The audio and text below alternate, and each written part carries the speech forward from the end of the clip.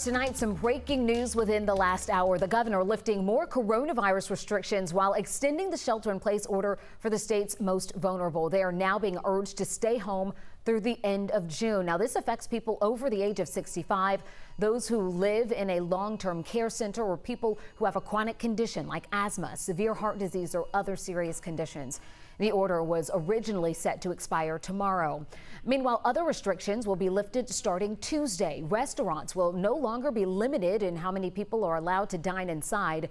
Bars can have up to 50 people inside, or 35% of their capacity. Seating restrictions also lifted at movie theaters, and walk-ins will now be allowed at hair salons, massage parlors, and tattoo shops. And starting July 1st, conventions are allowed and live performance venues can reopen, but with strict guidelines.